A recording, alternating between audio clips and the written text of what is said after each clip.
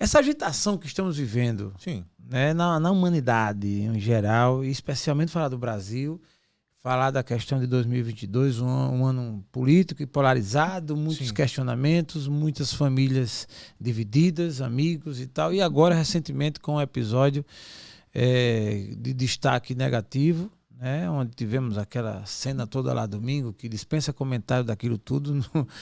É uma coisa que...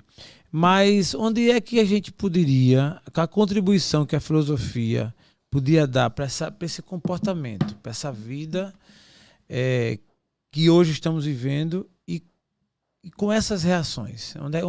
De que modo você analisaria comigo, inclinando aí para o filosófico, essa reação ou esse comportamento atual? Bem, geralmente eu gosto de pensar no sentido de que todo acontecimento ele deve acontecer. Nós não podemos frear a história, e veja, não a história no sentido dos fatos só, mas no sentido do acontecimento histórico. Porque existe a história enquanto fatos que a gente conta do passado, e existe o que dá mobilidade à história, que é o seu acontecimento. Lembra que nós falamos de ser, o ser Jaelson? Sim. Que acontece entreaberto vivo? A história também, ela vive. Então todo acontecimento ele tem um propósito, ele deve acontecer. Então se você observar bem ao longo da história, todo acontecimento, ainda que trágico, Segunda Guerra Mundial, teve que acontecer para que a gente tivesse uma abertura, por exemplo, para pensar os direitos humanos. Teríamos direitos humanos se não tivéssemos a Segunda Guerra? Como seria a nossa história? Então, os fatos que aconteceram recentemente no Brasil, eu sempre faço uma análise bem em cima do muro mesmo. Tá. Bem em cima do Beleza. muro. Sem juízo valorativo, sem moral. Tá. Não, certo ou errado, não. Eu olho para o acontecimento. E aí, o que foi que aconteceu? Eu estudei direito, né? E aí, a gente estuda democracia, né? Estado de Direito, Estado Democrático de Direito, todas essas perspectivas no campo da teoria. Sim. Mas aí, nesses últimos acontecimentos, eu estava até comentando que a democracia, ela se mostrou. Porque a democracia é um termo sem referente, é um termo abstrato. Você me mostra a democracia. Tá aqui, Cadê? onde é que eu pego? Exatamente. Isso, beleza. Mas ela se... O termo não é se encarnar, ela não se encarna, né? Mas ela se faz. Ela se apresenta de que modo? Durante muito tempo, a democracia se estendeu, ela se esticou, ela se debruçou de um tal modo que até cidadãos clamaram pela queda do Estado Democrático de Direito. Então ela foi aquele tapete, aquele cobertor comprido que cobriu até esses clamores. Até que chega um ponto em que a democracia, né, que a gente não pode pegar, ela perde a paciência. Chega um ponto em que ela se estica tanto, ó, estou protegendo vocês que estão pedindo por minha morte, por minha queda. Até um ponto que ela diz assim, não, agora chega. Chegou ao meu limite. E ela vai e toma uma decisão.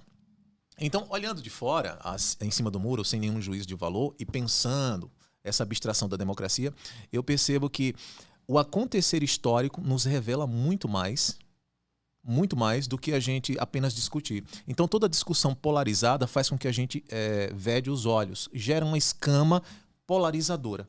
Então, se eu sou de direita e você é de esquerda, nós ficamos tensionando, né, ou para trás ou para frente, até chegar num ponto em que a gente não se enxerga mais e não enxerga o que está ao nosso redor. E aí foi quando eu percebi, a democracia ela é de fato esse cobertor longo e ela se manifestou nesses últimos dias, né? nesses últimos 4 anos, de algum modo. E aí, olhando para essas discussões polarizadas, me vem também uma outra perspectiva. Todo mundo quer ter a verdade. Ou seja, existe em nós uma pulsão, Freud vai falar pulsão de morte, né? Uma pulsão para a verdade. Então todo mundo quer ter razão. Mas ninguém está disposto a abrir mão da sua razão em prol da compreensão coletiva. Não, eu só quero ficar aqui quietinho, olhar o todo. Olhar as dinâmicas da vida. Porque eu quero ganhar o discurso, você quer, então você apresenta o argumento, eu apresento, e a gente não constrói junto. A gente tava falando sobre isso, né? Vamos construir uma dialética. Sim. Eu subo um degrau, aí te chamo, eu te dou a mão, vem comigo. Lógico. Aí você diz, ó, Cadu, legal, eu subi aqui, ó, mas vê isso aqui, vamos lá. Sim. Até a gente chegar numa ideia comum, democrática, uníssona, e a gente se apazigua, ao invés de se degladiar. Não, eu estou certo, não, você está errado, porque aconteceu isso e isso. Então a gente nunca vai chegar num consenso e numa paz. E por mais que a gente não chegue num consenso, a gente continue divergindo, o sentido que deve se abrir é o respeito à sua diferença. Respeito ao seu modo diferente de pensar. E aí a gente fica em paz. Poxa, eu sei, eu não vou te convencer, nem tu vai me convencer. Mas vamos conviver juntos? Sim. Isso é que Até porque, sem a tua ideia divergente da minha, eu não posso crescer. Nós precisamos das diferenças. É isso que precisa ficar claro. Nós precisamos das diferenças. Não dá para todo mundo pensar do mesmo jeito. É chato um mundo onde todo mundo pensa igual. Já disse alguém que toda unanimidade é burra, né? Pois é chato. Chegou. A gente só precisa só se respeitar. Né? Mas partindo ainda desse ponto, para a gente um pouco virar a chave, você entende então que o ocorrido de domingo, o que vem acontecendo, esse estremecimento nas relações, ele tinha que ter acontecido? Tinha que ter acontecido. Não, ele não poderia ter sido evitado, porque foge do nosso controle. O acontecimento histórico, o acontecer da história, foge do nosso controle. Tá. Agora, por óbvio, toda vez que eu coloco em jogo o meu ser, eu coloco em jogo o ser de tudo que há. Um exemplo simples se eu jogo um pedacinho de papel de um Big Big pela janela do carro, aquela simples coisa eu estou colocando em jogo o meu ser e o ser de tudo que há, a saber, o meio ambiente.